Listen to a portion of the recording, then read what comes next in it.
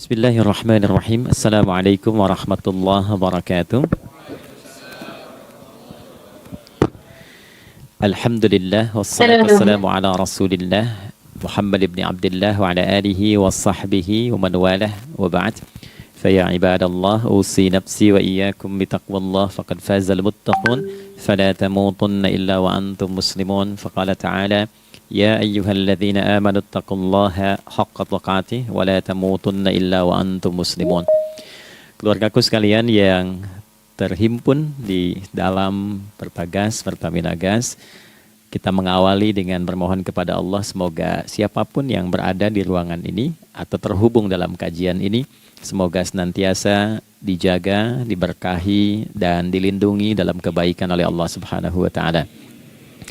Kita doakan yang bertugas di luar kota. Tadi saya dengar info juga Pak Direktur sedang di Semarang. Semoga giatnya dimudahkan oleh Allah dan semoga diberikan keberkahan. Ada satu bagian yang penting amanat Nabi di hadis Muslim pada satu sifat kepemimpinan. Bahwa di antara sifat pemimpin dan yang dipimpin itu harus selalu membangun kekompakan dengan nilai cinta dan doa. Ini yang sering dilupakan. Nabi pernah menyampaikan dan penyampaian ini, hadis ini didokumentasikan oleh Imam Muslim dalam satu kalimat yang singkat, padat tapi mengikat. Khiyaru a'immatikum man tuhibbunahu wa yuhibbunakum. Pemimpin yang baik itu adalah pemimpin yang kalian mencintainya dan ia pun mencintai kalian. Nah, membangun cinta itu salah satu jembatannya dengan doa. Oleh karena itu, di antara doa yang dianjurkan saat Anda memulai pekerjaan, itu bukan hanya untuk pribadi, lancarkan pekerjaan saya, tapi juga sehatkan pimpinan saya, pimpinan mendoakan sehatkan anggota saya, sehingga semua itu melahirkan sifat harmoni yang memberikan kenyamanan dan kebahagiaan dalam bertugas. Nah, izinkan saya mengawali dengan itu dulu, karena itu di antara sunnah yang seringkali terlupakan, sehingga bekerja itu lebih banyak dilakukan dengan tekanan menyelesaikan tugas dibandingkan dengan rasa cinta untuk bisa memberikan nilai ibadah di dalamnya. Yang kedua, semoga sholat kita diterima oleh Allah Subhanahu wa taala. Nah, yang kedua ini tidak cukup dengan amin.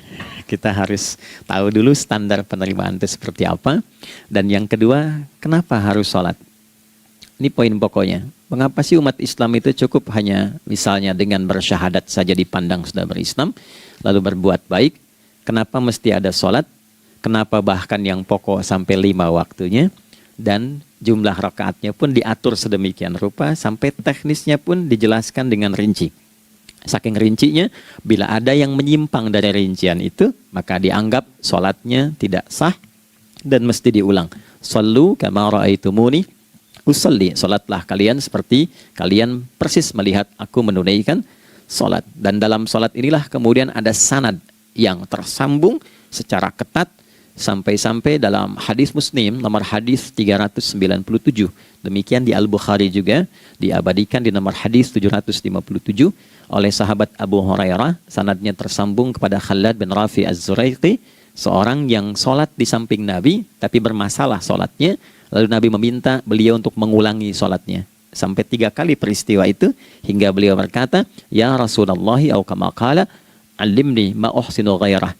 Ya Rasulullah, tolong ajarkan kepadaku karena aku tak punya pengetahuan lebih dibandingkan dari apa yang telah aku kerjakan. Nah, dari dasar ini melahirkan satu pertanyaan kritis ya, dan juga perlu argumentasi yang kuat secara syariah mengapa kita menunaikan ibadah salat.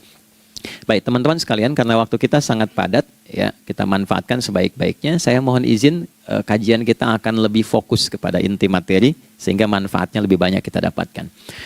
Salat satu-satunya amalan di dalam Islam yang mencakup 4 bagian pokok dalam beragama. Jadi ketika seseorang menetapkan dirinya beragama dan ciri satu nilai agama itu bernilai benar, ya, dalam nanti kalau kita mau komparasikan atau kita riset, itu ciri pokoknya ada 4. Satu, ada aspek namanya aspek keyakinan, ya, tauhid atau akidah. Nggak mungkin kan beragama kalau nggak yakin, Ya, karena itu pasal 29 ayat kedua itu mengandung nilai keyakinan. Negara menjamin kemerdekaan tiap-tiap penduduk untuk memeluk agamanya masing-masing dan beribadah menurut agama dan kepercayaannya itu. Ya, jadi nggak mungkin kita bisa menghasilkan nilai kepercayaan dan ibadah kalau tidak ada unsur keyakinan. Atau bahasa kitanya disebut dengan iman. Ya, iman itu nanti juga dipaku dalam setiap nilai kebangsaan di konteks negara kesatuan Republik Indonesia. Ini yang paling membahagiakan. Jadi mau jadi pegawai apapun itu syarat, ya, salah satu syarat yang melekatnya beriman dan bertakwa kepada Tuhan yang Maha Esa, gitu kan? Ya, kemarin saya di BPK itu ada 11 bab Romawi, 40 pasal. Ya, di bab yang keempat pasal 13 tentang pemberhentian dan pengangkatan itu ada 11 poin A sampai K. Di poin B yang keduanya syarat menjadi bagian dari anggota BPK itu beriman dan bertakwa kepada Tuhan yang Maha Esa. Baik, di Undang-Undang Pendidikan Sisdiknas nomor 20 tahun 2003 itu kalau kita baca dari poin menimbang ada 4, di poin B-nya saja sudah ada iman. Ya, Undang-Undang Dasar 1945 mengamanatkan pemerintah mengusahakan satu sistem pendidikan ya nasional yang meningkatkan keimanan dan ketakwaan pada Tuhan yang Maha Esa serta akhlak mulia, baru mencerdaskan kehidupan bangsa. Ya, secara singkat, satu, agama dianggap benar kalau ada doktrin keimanan, ada akidah, ada tauhidnya. Yang kedua, ada ibadahnya. Ya, sebagai pembuktian kita beriman, buktinya apa? Ya kan? Saya beriman kepada Tuhan, kita tetapkan, misalnya Allah. Apa pembuktian keberimanan kita kepada Allah? Ya, kan pembuktiannya itu mesti diwujudkan dalam bentuk sikap. Sikap itulah yang disebut dengan ibadah. Nah, konsepsi ini ada di Quran surah ke-20 Thaha di ayat ke-14. Innani anallahu la ilaha illa ana fa'budini. Ya, sungguh aku tegaskan bahwa akulah Allah, satu-satunya Tuhan yang layak dipertuhankan dan disembah. Ketika Anda mempertuhankan aku, fa'budni, maka buktikan kebertuhananmu kepadaku dengan menyembahku. Karena itu namanya Allah punya dua arti. Satu yang dipertuhankan, kan? Ilahun wahid. Yang kedua yang disembah. Ya, jadi yang dipertuhankan dan disembah. Oke. 3. Yang ketiga harus punya unsur praktikal atau implementatif dalam interaksi kehidupan. Ya, jadi bukan cuma nyembah Tuhan, bimbingan kehidupannya apa? Implementasi dari ibadah itu. Ya, ciri umat beragama itu kan bukan hanya sekedar saya yakin, beriman, saya ibadah. Terus bukti ibadah itu dibawa dalam berinteraksi hariannya seperti apa wujudnya. Ya, makanya ketika dulu orang itu jujur, orang itu bangga dengan kejujurannya bukan sebagai orang jujur, tapi sebagai muslim. Jadi ketika ditanya, kenapa Anda jujur? Karena saya muslim. Ketika ada seorang penggembala di Sahara yang sangat gersang, diuji oleh Umar bin Khattab, ingin diambil kambingnya, kan kisahnya viral kan? Baik ya? Oh, tapi ini bukan punya saya. Bilang aja pada tuan Anda, kalau kambingnya hilang satu dimakan serigala. Lantas di mana Allah? Jawaban itu yang menggetarkan kepada jiwa. Jadi kebenaran yang diungkap dengan sikap kejujuran itu implementasi nilai beragama. Nah, jadi praktek ibadah ada di muamalah. Oke, satu akidah, akidah dibuktikan lewat ibadah, ibadah diimplementasikan dalam muamalah. Itulah sebabnya nanti seluruh bagian tubuh kita ketika digunakan untuk bersifat dan bersikap, itu ada tuntunan iman di dalamnya. Oke? Misal, saya tanya begini ya, ini mukaddimah ya, kita belum mulai nih. Saya tanya gini, apa fungsi mata? Tuh kan, sudah keliru kan? Nah, kalau hanya melihat, hewan juga melihat. Ya, coba kambing melihat, ya kan? Elang melihat. Lalu apa bedanya fungsi mata kita dengan mata hewan? Ternyata ketika kita meriset ayat-ayat Al-Quran terkait dengan fungsi tubuh kita, itu rata-rata dibuka dengan iman dulu. Quran surah 24, surah Cahaya, ayat 30 untuk laki-laki, 31 untuk perempuan. Qul lil mu'minin. Ya Muhammad katakan, viralkan pada pria-pria yang menyatakan dirinya telah beriman. Yaghuddu min absarihim, gunakan pandangannya itu yang dibimbing oleh imannya untuk melihat yang baik saja menurut standar imannya. Jadi kalau menurut imannya tak baik, gak boleh dilihat. Karena itu ketika Anda sudah mengatakan asyhadu an la ilaha illallah, asyhadu anna Muhammadar Rasulullah, kalimat itu dari lisan turun ke hati, itu jadi cahaya ke bagian tubuh kita. Makanya ketika Anda melihat, itu ada cara pandang tertentu yang dibimbing iman, standarnya beda dengan tanpa iman. Kalau nggak ada iman, semua mungkin terlihat. Tapi ketika ada iman, hati kecil Anda akan bicara, ini nggak baik. Palingkan. Nah, memalingkan dari yang tak baik menurut iman, itu namanya ghaddul basar. Oke, perempuan juga begitu, setara. Wa kullil mu'minati yaghdudna min absarihinna. Dan katakan pada setiap perempuan yang menyatakan dia beriman, maka gunakan pandangan itu dengan bimbingan imannya. Ketika tak baik menurut imannya, palingkan. Ya, Anda lihat kajian di YouTube, terus ada iklan kan? Nah, terus menurut standar iman nggak bagus, itu otomatis akan nggak suka itu. Ya, pasti dipalingkan. Ya. Anda kalau naik pesawat tuh ya, tugas keluar tuh, pertagas tugas keluar. Kalau pramugari lagi demo tuh yang dilihat pramugarinya apa demonya tuh. Nah, iman itu akan bekerja di situ tuh. Ya, palingkan tuh. Nah, sama dari mata turun ke, jangan langsung ke hati aja, ke lisan dulu kan. Ya, ke mulut kan. Itu mulut tuh ketika digunakan fungsinya, imannya disebut dulu.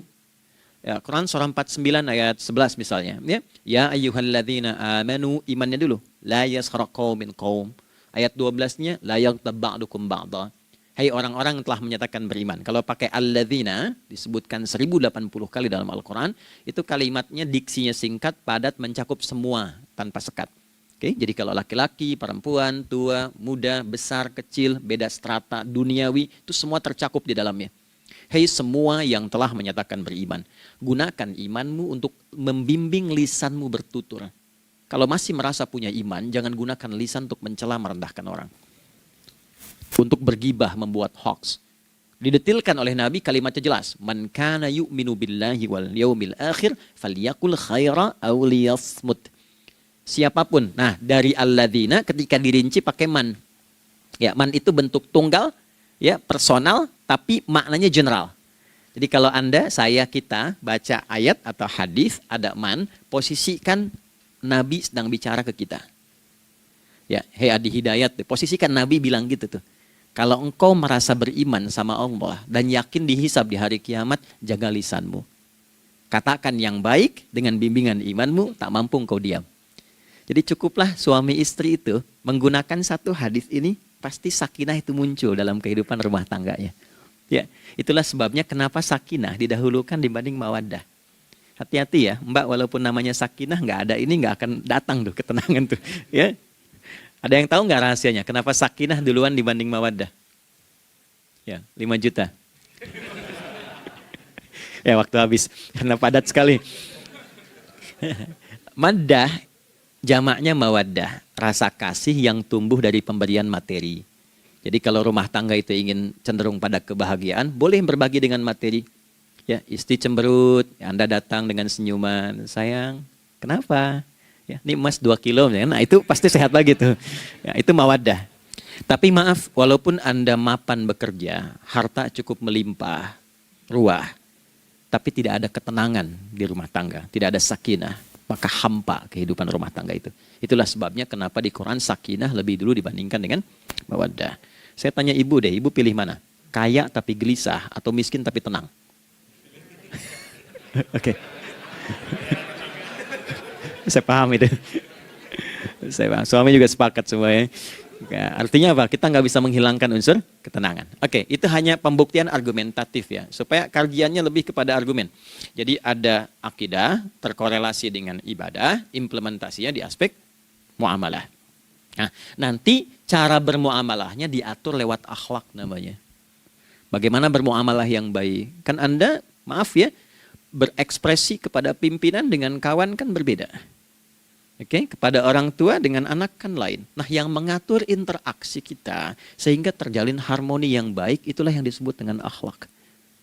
Nah, 4 poin inilah yang menjadi inti dakwah Nabi SAW ketika diutus oleh Allah Subhanahu wa Ta'ala. Memastikan 4 ini bisa optimal kita lakukan dalam kehidupan. Bonusnya yang kelima, selalu meningkatkan inovasi sehingga selalu mendapatkan hal baru dalam kehidupan. 5 ini digabungkan di Quran surah kedua Al-Baqarah di ayat 151. Kama arsalna fikum rasulam minkum yatslu alaikum ayatina. Satu. Oke, wa yuzakkikum. Dua, akhlak. Wa yu'allimukumul kitaba. Tiga, wal hikmah. Empat, lima, wa yu'allimukum ma lam takunu ta'lamun. Kelima-limanya ini digambarkanlah dalam bentuk ibadah yang melatih kita sebagai pondasi awal menuju dan memantapkan 5 hal ini, yaitu sholat. Itulah sebabnya kenapa sholat yang pokok dilakukan 5 waktu dalam sehari untuk mewujudkan 5 hal ini dalam kehidupan, dan satu-satunya ibadah yang mengumpulkan 5 aspek ini dalam prakteknya hanya sholat. Hanya sholat. Oke, mari kita detilkan, kita rinci, dan di sini kita akan mulai kajian kita. Yang tadi mukadimah ya. Baik, kita punya 30 menit. Wah, padat sekali. Bismillahirrahmanirrahim. 1. Sholat adalah perwujudan iman seorang hamba. Karena itulah kalimat sholat pertama kali disebutkan dalam Al-Quran, itu letaknya setelah kalimat iman. Al-Baqarah ayat 3. Alladzina yu'minuna bil ghaibi wa yuqimunas sholat. Orang-orang yang telah menyatakan beriman dan konsisten menjaga imannya. Beda alladzina amanu dengan yu'minun. Amanu telah beriman. Tapi kalau dia komitmen dan konsisten terus menjaga imannya sampai saat dia berpulang pada Tuhannya, maka berubah nanti bentuknya kalau di bahasa Arab jadi mudhari'. Kalau di bahasa Inggris kan tuh punya 3 arti. Present, continuous, and future. Jadi kalaupun sekarang terus berlangsung sampai masa depan pun saya tetap akan beriman. Nah, pembuktian untuk menjaga iman itu pembuktian utamanya pada sholat. Itulah sebabnya satu-satunya amal ibadah dari rukun Islam yang 5 itu, ya, satu-satunya amal ibadah yang disebut iman dalam Al-Quran hanya sholat. Teman-teman boleh buka Quran surah kedua Al-Baqarah di ayat 143. Ya, di pertengahan ke ujung ayatnya. Saya percepat. Wa ma kana Allahu liyudhi'a imanakum. Dan Allah nggak akan pernah menyia-nyiakan sholat seseorang yang dikerjakan karena imannya. Ayat ini turun, ketika ada terjadi pergantian arah kiblat. Dari yang tadinya semula ke Masjidil Aqsa, lalu berputar 180 derajat, beralih ke Masjidil Haram. Nabi sedang berada di luar Madinah. Madinah tempo dulu, wilayahnya nggak seluas cakupan sekarang. Oke, kalau diilustrasikan, area sekitaran Masjid Nabawi sekarang itulah Madinah lah. Di luar itu sudah di luarnya. Nah, Nabi sedang sholat, riwayatnya banyak menyebutkan, ada yang mengatakan zuhur, ada asar, ada maghrib. Di pertengahan itu turunlah Al-Baqarah ayat 144. Qad nara taqalluba wajhika fis sama' falanuwalliyannaka qiblatan tardaha fawalli wajhaka syatral masjidil haram. Maka berputarlah dengan turunnya ayat ini 180 derajat menghadap ke arah Masjid Al-Haram.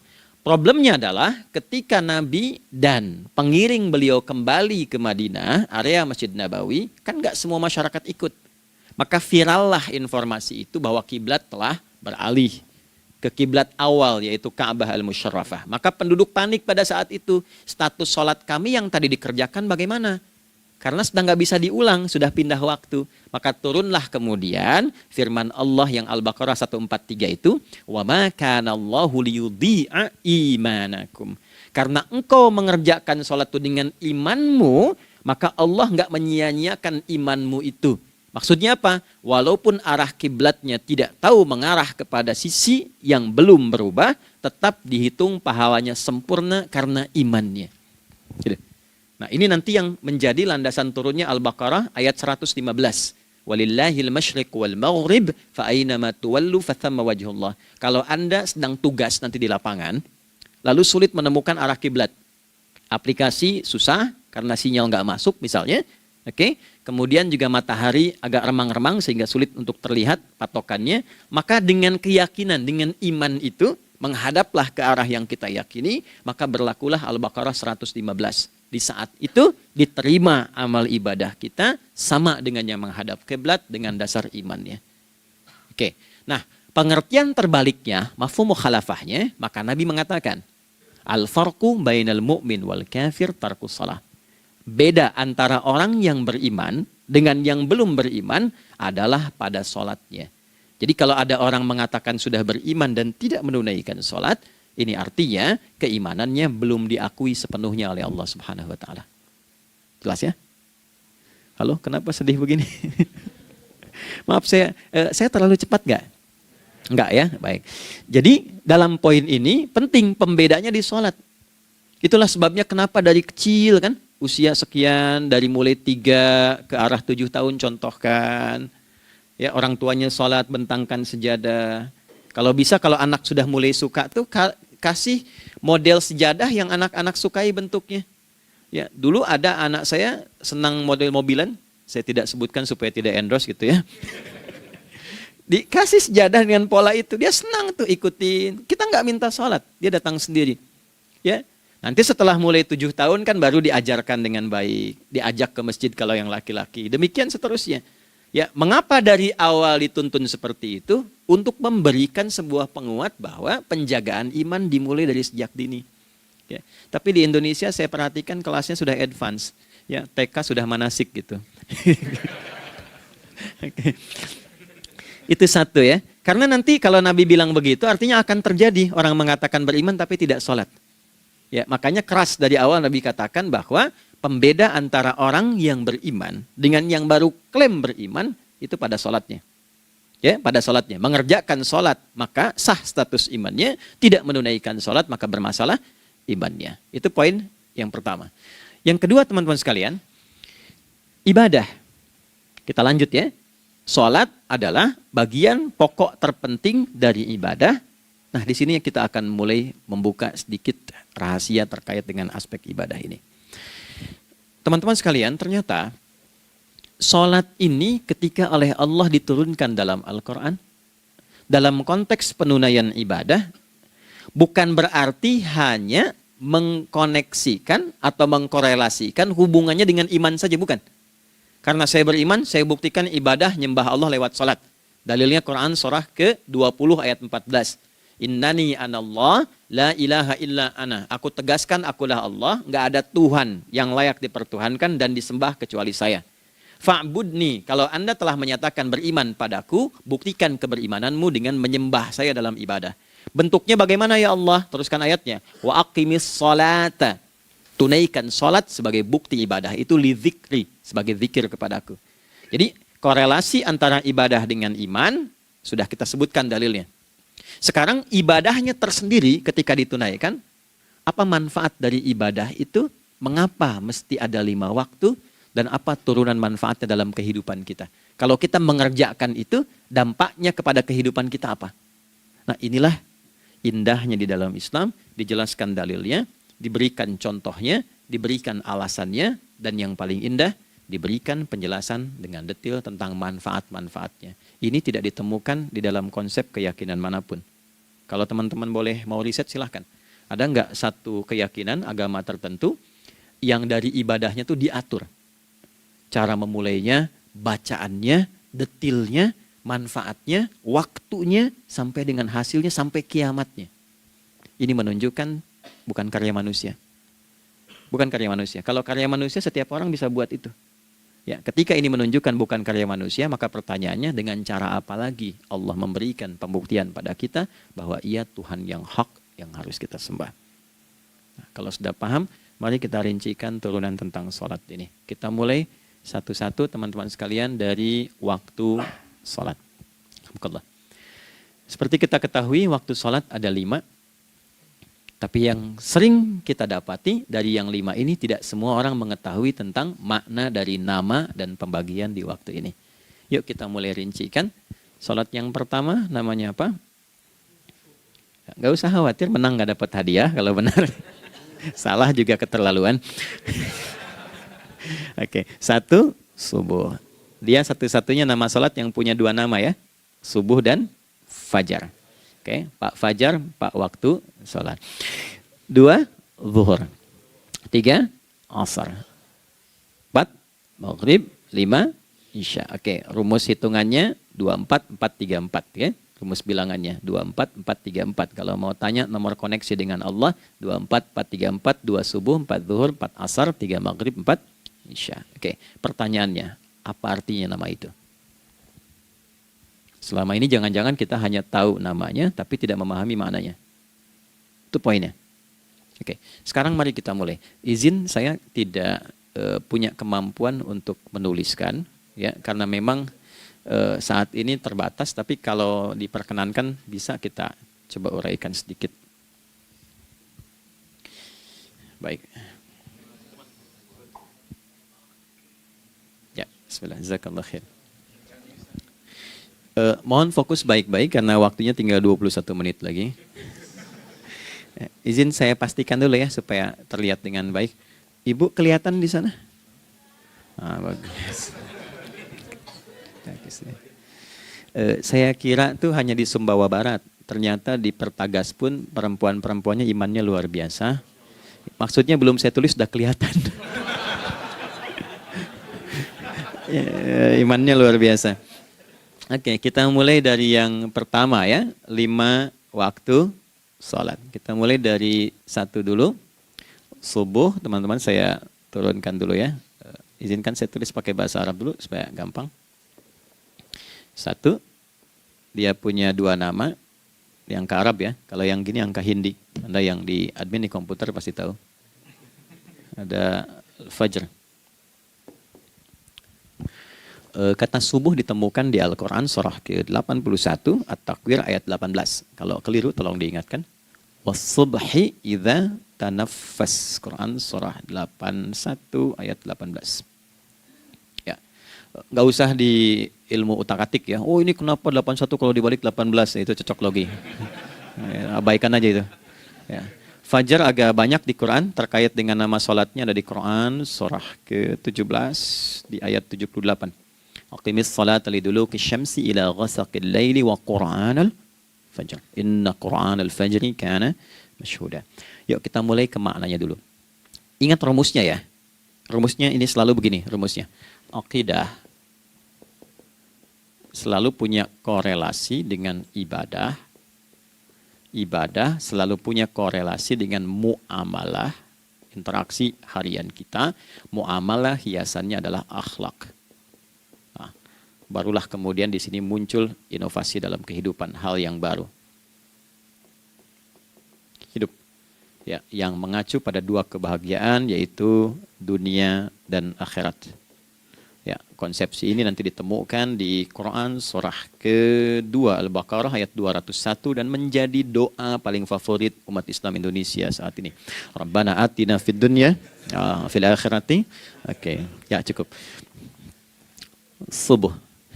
Ini rumus dasarnya. Dari akidah kita beriman, pembuktian imannya lewat ibadah salat. Apa hubungan salat dengan aktivitas harian kita? Subuh asalnya terkorelasi dengan kata asbah. Oke? Asbah itu asalnya sesuatu yang sudah siap dengan rencana yang matang. Baik, orang Arab tuh kalau bertanya begini, kaifa asbahta ya akhi? Kaifa asbahti ya ukhti? Bagaimana kabarmu di pagi ini? Itu bukan hanya nanya kabar kesehatan. Beda dengan kaifa haluk, beda. Ya, itu bertanya bagaimana kabarmu hari ini, aktivitasmu bagaimana? Lancar, sudah siap, planning bagus, dan sebagainya. Ya, itulah sebabnya ketika Allah bersumpah dengan awal waktu, penandanya adalah planning kegiatan. Ya, was-subhi, dan aku bersumpah demi waktu subuh, awal mula untuk berkegiatan, idza tanafas, apabila sudah mulai bergerak, bersamaan dengan nafas yang keluar itu, maka sudah jelas rencana yang dibuat. Ya, jangankan kita, semua alam itu, semesta itu seluruhnya bukan hanya bertasbih, tapi beraktivitas dalam tasbihnya.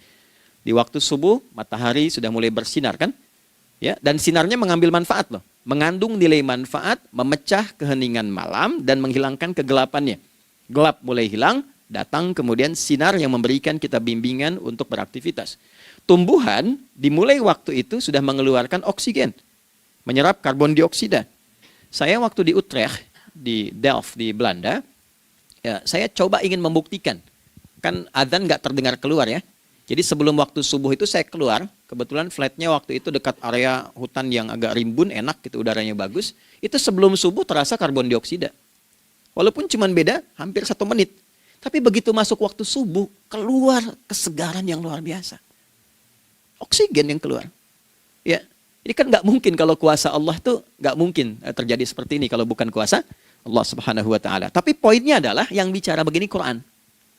Nah, sekarang yang ingin saya katakan adalah alam semesta dalam konteks seperti matahari, kemudian tumbuhan, binatang, ayam bahkan mulai berkokok punya planning yang teratur.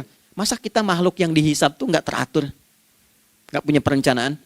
Maka subuh itu mengajarkan kepada kita, jangan sampai ada orang Islam yang punya keimanan, lalu menunaikan sholat, diajarkanlah oleh Allah, setiap masuk subuh itu harus punya agenda yang jelas. Planning yang terukur. Jangan terjadi mengaku muslim, beriman, tapi nggak jelas perencanaan hidupnya. Jam 7 mau di mana? Jam 8 kerjakan apa? Anda dari sini ketemu 7 ke 4, atau setengah 8 ke setengah 5, 8 jam kerja. Oke, berangkat jam berapa? Petakan di jalan macetnya di sebelah mana? Ukur sampai kantor tiba jam berapa? Apa yang mau dikerjakan di kantor? Itulah Islam, itulah subuh. Sehingga tidak ada satupun orang Islam di era Nabi mengajarkan beraktivitas kecuali terukur dan teratur. Bahkan Nabi memulai itu evaluasinya di malam hari. Sehingga turun di antara surah Al-Insyirah itu ada ayat yang tegas mengatakan di ujungnya, فَإِذَا فَرَغْتَ فَانْصَبْ. Evaluasi yang telah berlalu di malam hari. Evaluasinya menyeluruh sampai ke zikirnya. Dicatat nih. Ya, aku hari ini secara spiritual itu, mohon maaf, sholat jamaahnya berapa waktu tuh? Dari 5. Oke? Misalnya dari 5 itu cuma 4, berarti koreksi ada yang kurang. 1. Ya. Yang kedua, secara intelektual sudah berapa bacaan yang dibaca saat ini?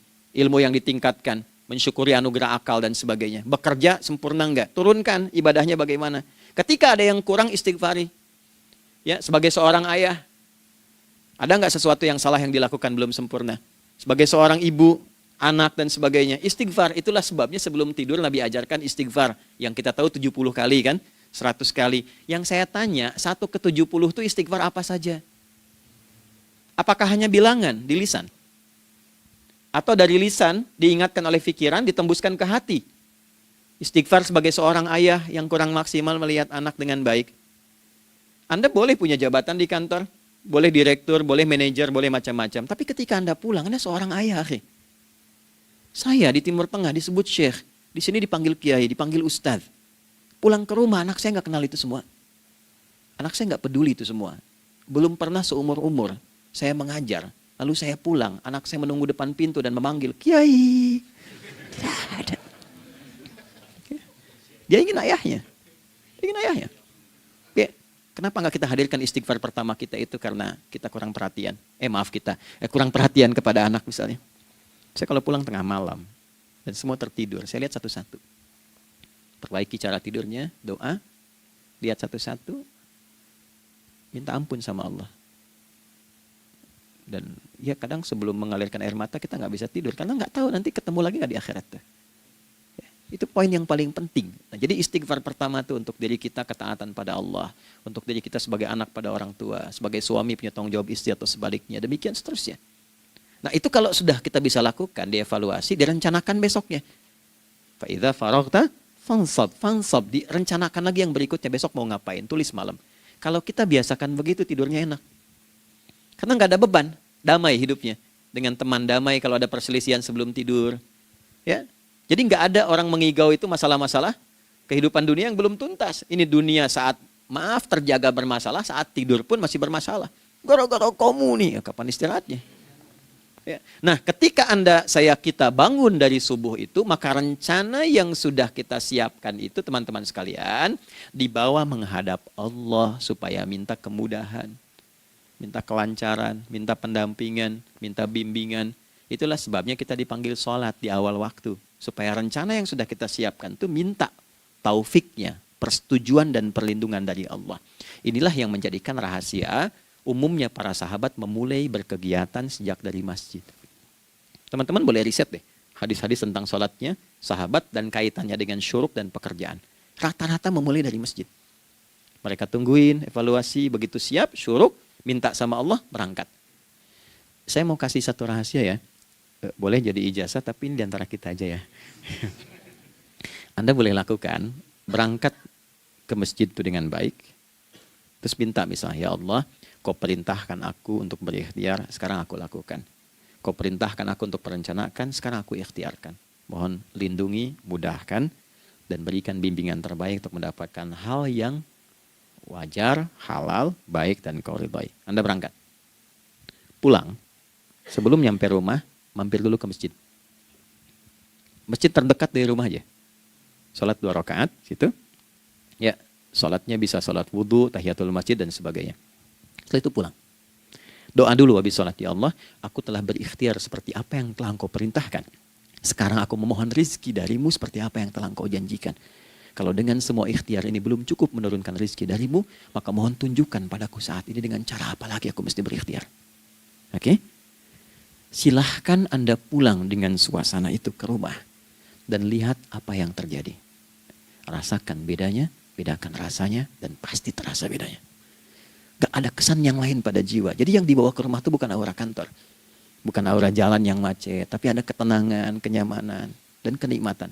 Kalau teman-teman mau pakai sunnah sahabat ini dalam dunia pekerjaan, dan Anda lakukan coba sehari ini saja, rasanya pasti beda. Ya, ini bagian pertama. Nah, ketika kita ingin datang menghadap Allah, dan mulai membawa rencana kita, kan perlu isyaratnya kan, kapan dimulai? Gak bisa tiba-tiba saya bangun jam 3 langsung sholat subuh, kan tidak begitu. Ya kan? Mesti ada satu sinyal dulu, yang dari sinyal itu ada feedback pada diri kita untuk merespon, gitu kan? Nah, pancaran respon atas sesuatu yang memancar akibat satu hal yang terjadi, kalau di gaya itu kan kalau ada gaya gerak, gaya dorong kan? Ya, kalau nggak salah F1 sama dengan F2 kan? Nah, gaya gerak sama dengan gaya dorong. Geraknya dikit, bunyinya kecil kan? Kencang bunyinya, kencang. Terus ada F berbanding lurus dengan P, hukum Pascalnya. Gaya berbanding lurus dengan tekanan, kan? Semakin banyak gaya semakin tertekan. Nah, respon yang muncul ketika ada satu misalnya gaya, tapi responnya sifatnya materi sifatnya. Ya, misal kalau Anda mau mengebor air, kan? Kemudian keluar terpancar tuh dari bawah itu keluar misalnya air. Nah, itu namanya infajar. Infajar. Dalilnya Quran surah kedua ayat 60. Wa idzistasqa Musa liqaumihi faqulna idrib bi'asakal hajar fanfajarat minhu 12 aina. Nabi Musa kata Allah itu kaummu 12 suku minta mata air. Dan enggak tanggung, setiap sukunya minta satu, katanya supaya enggak rebutan. Maka Allah firmankan, pukulkan tongkatmu yang kayu. Lihat diksinya detil sekali. Pukulkan tongkatmu yang kayu ke batu itu, maka batu itu akan terbelah dan mengeluarkan pancaran 12 mata air.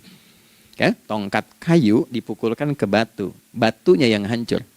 Karena Musa seorang nabi, gitu kan? Anda punya tongkat emas, pukulkan ke batu, maka keluar 12 air mata. Gitu kan? Nah ini, infajar. Kalau respon yang keluar itu respon buruk. Misal, dalam nafsu, kan suka ada trigger ya, yang memancing respon, terus nafsu keluar kan? Ya, apa saja itu? Lihat gambar yang nggak bagus, nafsu keluar, gitu kan? Lihat sendal bagus, nafsu keluar, macam-macam ya. Nah itu fujur namanya. Fujur. Hurufnya masih sama, cuma bentuknya berbeda. Fa, jimnya masih ada waw, ada ra-nya. Fujur. Quran surah 91 di ayat 7-10. Wa nafsi wa ma sawwaha fa'alhamaha fujuraha wa taqwaha. Fujur tembus ke nafas, nafas memerintahkan yang buruk disebut su. Nafas ketemu su jadi nafsu. Makanya nama lain fujur itu nafsu. Dalilnya Quran surah 12 ayat 53. Wa ma ubarri'u nafsi innan nafsa la'ammaratun bisu. Ya, la'ammaratun bisu'i illa ma rahima rabbi. Oke, nafas ketemu su. Teruskan. Tapi kalau pancarannya pada sifat yang baik. Oke? Membelah sesuatu yang gelap menjadi baik, terbuka, memancarkan respon panggilan yang baik, maka berubah katanya menjadi fajar. Oke? Matahari diperintahkan oleh Allah, diperintahkan membelah kegelapan malam. Keluarlah sinar pertamanya, disebutlah fajar. Kenapa? Karena ada respon kebaikan keluar darinya. Baik, perhatikan baik-baik, Quran surah kedua, ayat 187. Wa kulu washrabu hatta yatabayyana lakumul khaytul abyadu minal khaytil aswadi minal fajar. Itu untuk matahari.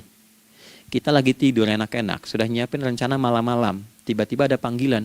Allahu Akbar, Allahu Akbar. Itulah tandanya hati kita mengkonfirmasi iman kita dalam diri kita. Cepat, sudah adzan. Pernah begitu? Nah, konfirmasi itulah dalam bahasa lain yang disebut dengan fajar namanya. Datang. Jadi waktunya matahari membelah disebut dengan fajar, konfirmasinya pun disebut dengan apa? Fajar.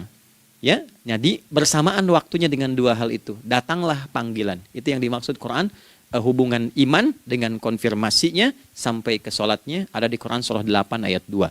Innamal mu'minuna iman. Alladzina idza dzukirallahu adzan. Wajilat qulubuhum iman. Jadi begitu ciri iman itu ada dalam jiwa, dipanggil lewat adzan, kan? Allahu Akbar, langsung merespon, ya Allah sudah adzan. Walaupun setelah adzan ada lagi getaran, baru adzan belum qomat gitu kan. Nah, misal ya. Nah, tapi inilah fajar. Jadi maksudnya rencana Anda ini agak jarang dibahas ya. Mohon maaf, ilmu ini agak jarang. Jadi jangan Anda bilang saya bid'ah, bukan.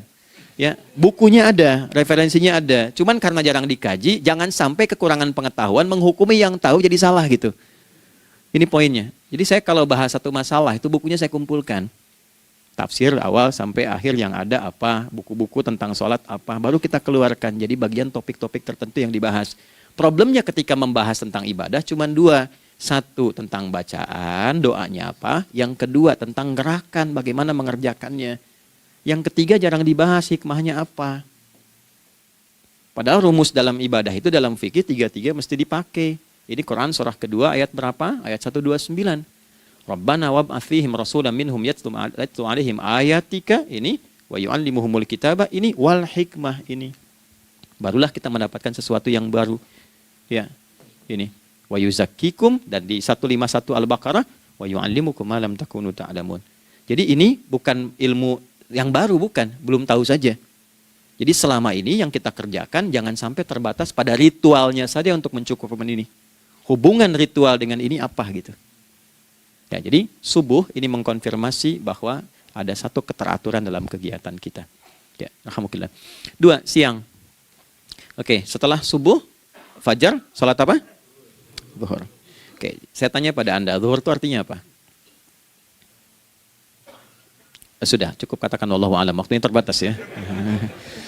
Sahabat ditanya nggak tahu wallahu a'lam. Anda sahabat bukan, tabi'in bukan. Zuhur. Waktu tinggal 4 menit lagi. Oke, teman-teman kalau kita jeli, ini kan sholat dikerjakan di siang hari kan? Siang itu bahasa Arabnya nahar. Naharun itu siang. Tapi kenapa sholatnya zuhur? Kok nggak sholat nahar gitu? Ya, lohor ya, ini paksain tuh. Zuhur, lohor. Ya. Terus sore, biar nyambung cepat. Sore bahasa Arabnya kan masa. Masa al-khair, selamat sore. Kenapa kau sholatnya asar? Kok sholatnya namanya asar? Oke? Maghrib, Isya. Isya kan malam kan? Kenapa nggak lail? Lail itu kan malam. Kalau ada yang istimewa di malamnya, itu lailah namanya. Makanya ketika turun Al-Quran disebut Lailatul Qadar. Karena malamnya istimewa. Beda, lail dengan lailah itu beda. Lail itu waktu malam, lailah ada yang istimewa di malam itu. Ya, jamaknya lail, layali, lela, lili, lala, itu malam. Ibu lili, ibu malam-malam. Ya. Zuhur artinya jelas, terang. Ada idhar, dibaca dengan jelas, terang. Gak boleh dengung. Man amana. Itu kan? Ya. Min husni, harus jelas. Ya. Ada a, jelas. Zuhur kenapa disebut zuhur? Untuk evaluasi kegiatan kita dari setengah hari. Sudah jelas belum hasilnya? Ya, Anda punya rencana di sini, evaluasi di siang. Jelas gak hasilnya? Pekerjaan Anda yang sekarang diamanahkan dari pagi jam 7 sampai sekarang, evaluasi dulu. Dicek, jangan cuma ditinggalkan. Oke, saya sedang kerjain, tinggalin dulu sholat. Bukan begitu. Ketika akan sholat, Anda cek dulu. Dari ke siang itu tengah hari, bagaimana hasilnya? Ada yang perlu disempurnakan gak? Ya, ketika ide-idenya mulai mentok, ada yang belum selesai, datang dulu sholat, tenang lagi. Saat tenang itulah dirumuskan kembali pelan-pelan. Kan lumayan dari jam 12 sampai jam 1. Diisi dengan baik, dilihat. Itu baru dunia ini. Kan kita ngejar ini juga. Karena nanti ayat 200-nya, ada yang cuma ngejar ini. Wa minan nasi may yaqulu rabbana atina fid dunya. Bukan, kalau nggak hafal diam aja. Wa minan nasi may yaqulu rabbana atina fid dunya wa ma lahu fil akhirati min khalaq.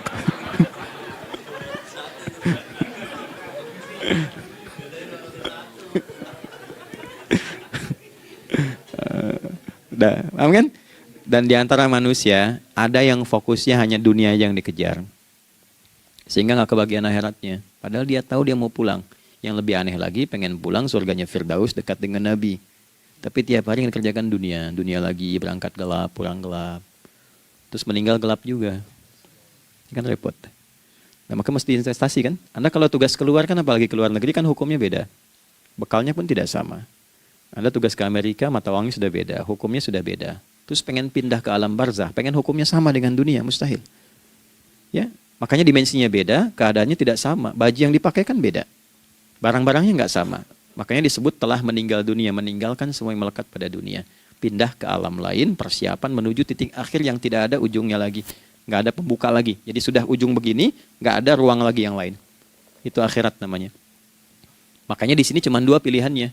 Kalau nggak ke surga, nah itu. Ya. Apa investasi yang ada di sini? Maka siang itu dicek dulu. Pekerjaan jadi ibadah nggak? Tadi niatin ibadah nggak waktu berangkat dari rumah? Kan? Waktu ngetik, waktu ngerjain di kantor, jadi ibadah nggak? Kalau ibadah, Anda nggak mungkin berbuat kriminal. Anda nggak mungkin berbuat maksiat. Nggak mungkin nipu, nggak mungkin nyogok. Nggak mungkin korupsi. Kan lagi ibadah. Nggak mungkin curang. Kan lagi ibadah. Anta'budallaha ka'annaka tarah. Anda itu mengerjakan segala hal sebagai ibadah, merasa diawasi Allah. Fa in lam takun tarah fa innahu yarak. Kalaupun Anda merasa nggak melihatnya, Anda yakin Anda dilihat. Itulah kerja pakai iman, maka ini di bawah akidahnya. Jangan ditinggalkan. Nah, inilah yang selama ini kita butuhkan. Ya. Inilah yang melahirkan nilai etik, makanya ada yang dalam jiwa. Takwa itu kan dalam jiwa, melahirkan etos. Etos mendorong kepada logos, logos melahirkan patos. Kepantasan dalam bekerja. Jadi Anda sekuat apapun ilmunya, kalau nggak punya etos, itu rusak. Jadi tidak cukup akal sehat. Jiwa yang sehat itu lebih penting. Banyak orang akalnya, saya ingat, akal itu tidak memberikan perintah. Dia hanya merumuskan satu instruksi dalam jiwa supaya mudah dilakukan dan dieksekusi oleh fisik. Jadi akal yang sehat itu seberapa pandai ilmunya, seberapa cepat mengeksekusi perbuatan. Tapi kalau yang dieksekusi itu dari perintah nafsunya, masalah. Habis saja waktunya tuh. Ya. Ini gimana ini? Tolong jawab loh. Nah, teman-teman karena sudah habis waktu jam 1, kita baru zuhur ini. Nah, yang paling menarik itu gini, yang paling menarik kalau ada orang belum sadar sampai zuhur tentang akibat kehidupan ini, maka muncullah asar. Apa asar itu? Kenapa mesti disebut dengan asar? Dan apa manfaat istimewanya asar kepada jiwa kita? Itu di kesempatan lain kita akan bahas. Teman-teman, waktunya sudah habis. Ya, saya menghargai Anda, kan tidak boleh juga saya ngajarkan tapi mengambil yang sesuatu yang tidak tepat ya. Kita buktikan keimanan kita dengan mengerjakan amanah pekerjaan di tempat ini dengan baik, waktu digunakan dengan baik. Kita saling mendoakan supaya semua kita dijaga oleh Allah Subhanahu wa taala. Maafkan saya, lain kesempatan kita berjumpa kembali untuk melanjutkan apa yang telah kita bahas hari ini. Mari kita berdoa, semoga doa kita diterima oleh Allah Subhanahu wa taala. Allahumma taqabbal minna innaka antas sami'ul alim wa tub 'alaina innaka antat tawwabur rahim. Nahmaduka kama 'allamtana an nahmadak wa nashkuruka syukran kama 'allamtana an nashkurak.